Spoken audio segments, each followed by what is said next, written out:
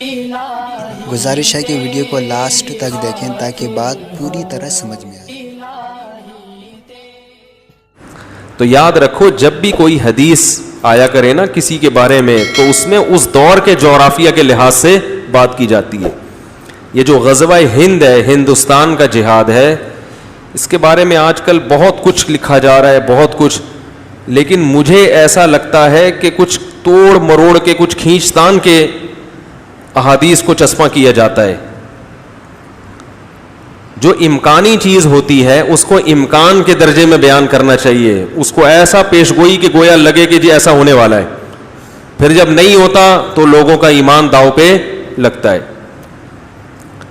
احادیث میں جتنی پیش گوئیاں ہوئی ہیں مستقبل کے حوالے سے، ان میں اکثر پیش گوئیاں بالکل ایسی نہیں ہے کہ آپ ڈیٹ ڈیفائن کر سکیں، مبہم رکھا گیا ہے ان کو، بس بتایا گیا کہ ایسا ہوگا، کب ہوگا یہ ہمیں پتہ نہیں ہے۔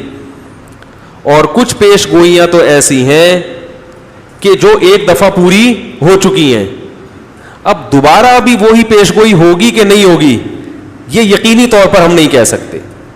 جیسے ہندوستان کا جہاد، اس کے بارے میں فضیلت وارد ہوئی ہے کہ عصابتان من امتی احرزہم اللہ من النار، میری امت کی دو جماعتیں ایسی ہیں جن کو اللہ جہنم کی آگ سے بچائے گا۔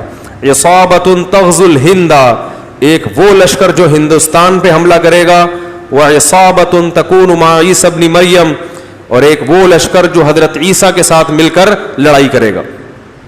اب ہندوستان کا جو جہاد تھا اس میں جب حملہ ہوا جن لوگوں نے ہندوستان پر، وہ اس فضیلت کے یقینی اہل ہیں۔ اب دوبارہ حملہ ہو یا ہوگا، یہ لوگ اس حدیث میں داخل ہوں گے کہ نہیں ہوں گے، اس کے بارے میں حدیث خاموش ہے۔ تو اب اس میں اجتہادی رائے ہے، کچھ کی رائے ہو سکتی ہے کہ ہوں گے، کچھ کی رائے ہو سکتی ہے کہ نہیں ہوں گی، کیونکہ ایک دفعہ جو اصل پیش گوئی تھی وہ پوری بولو بھائی ہو چکی۔ جیسے حدیث میں آتا ہے لَتَفْتَحُنَّ الْقُسْطُنْطِینِیَّةَ وَلَنِعْمَ الْأَمِيرُ أَمِيرُهَا وَلَنِعْمَ الْجَيْشُ جَيْشُهَا، کہ تم ضرور بالضرور قسطنطینیہ استنبول پہ حملہ کرو گے اور اس کو فتح کرو گے، اور اس وقت کا سب سے بہترین امیر وہ ہوگا جو قسطنطینیہ پہ حملہ کرے گا، اور وہ لشکر سب سے بہترین لشکر ہوگا جو استنبول پہ حملہ، استنبول کا دوسرا نام قسطنطینیہ ہے، اس پہ حملہ کرے گا۔ یہ فضیلت سلطان محمد فاتح لے گیا۔ ہٹو بچوں، ہو گیا کہ نہیں ہو گیا؟ یہ فضیلت کس کے حصے میں آئی؟ سلطان محمد فاتح کی، کیونکہ استنبول کو فتح کرنا آسان کام نہیں تھا۔ ہم نے تو لائیو کوریج کی تھی نا وہاں سے، 1000 سال سے وہاں عیسائیوں کی خلافت قائم تھی، صحابہ گئے، تابعین گئے، تبع تابعین گئے، کوئی بھی فتح نہیں، تبھی مشکل کام تھا، تبھی تو نبی نے فضیلت دی، اور اس کی لوکیشن ایسی تھی جغرافیائی لحاظ سے کہ یورپ اور ایشیا کے درمیان، تو اتنی بڑی دیوار کو فتح کرنا اور پانی پہ، خشکی پہ کشتیاں چلانا، تو یہ فضیلت کس نے حاصل کر لی؟ سلطان محمد فاتح نے۔ اب اگر دوبارہ استنبول پہ ضرورت ہوئی جہاد کرنے کی تو پھر یہ فضیلت اس دوسرے کمانڈر کے حق میں یقینی بولو بھائی نہیں ہے، کیونکہ اب وہ بات تھوڑی ہوگی، پھر اس کو ہم ویسے ہی کہیں گے کہ بھئی جہاد کی علی الاطلاق فضیلت ہے کہیں بھی ہو۔ دوسرا، اس بیس پر بلا وجہ استنبول پہ حملہ کوئی کرے، یہ ہو رہا ہے آج کل، میں آپ کو بتا رہا ہوں۔ احادیث کو جس نے جو کرنا ہوتا ہے نا اس کو اپنے مطلب کی حدیث مل جاتی ہے۔